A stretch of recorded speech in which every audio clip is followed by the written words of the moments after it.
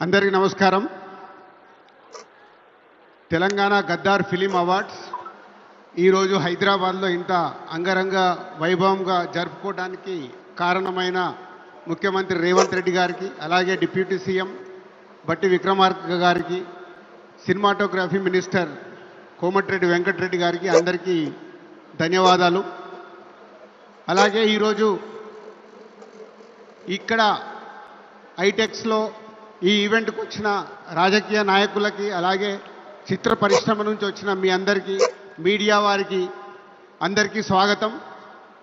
14 సంవత్సరాల తర్వాత ఈరోజు తెలుగు సినిమాకి అవార్డ్స్ ఇచ్చుకోవడం అనేది 2024లో సెలెక్ట్ అయిన అన్ని సినిమాలకి, అలాగే 2014న తెలంగాణ ఆవిర్భవించినప్పటి నుంచి జూన్ 2 నుంచి 2023 వరకు ఏవైతే ప్రతి సంవత్సరానికి best film, second best film, third best film jury వారు సెలెక్ట్ చేశారో మురళీమోహన్ గారి ఆధ్వర్యంలో ఆ 10 సంవత్సరాల సినిమాలకి అన్నిటికీ ఈరోజు ఇక్కడ అవార్డ్స్ ఇచ్చుకోవడం జరుగుతుంది.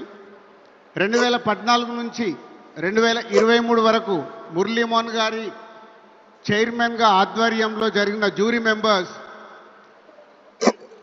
బెస్ట్ ఫిలిం సెలెక్ట్ చేయడానికి వాళ్ళు తీసుకున్న అన్ని రకాలుగా అన్ని సినిమాల్ని చూస్తూ సెలెక్ట్ చేస్తూ, సో నేషనల్ అవార్డ్స్ పొందిన సినిమాలు, అలాగే రివ్యూస్ వచ్చిన సినిమాలు, అలాగే కమర్షియల్గా బాగా ఆడిన సినిమాల్ని ప్రతి సంవత్సరానికి 3 సినిమాలుగా సెలెక్ట్ చేశారు.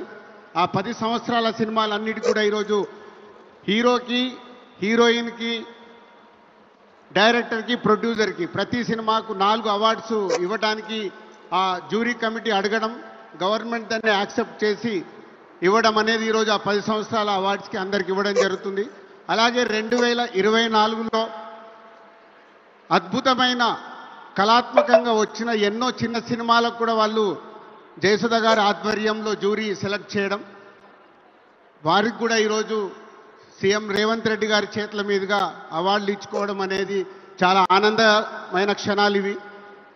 అలాగే national awards, NTR national award Nandamuri Balakrishna గారికి సెలెక్ట్ చేయడం, అలాగే రఘుపతి వెంకయ్య అవార్డ్ యండమూరి వీరేంద్రనాథ్ గారికి, అలాగే బిఎన్ రెడ్డి గారి అవార్డ్ సుకుమార్ గారికి, అలాగే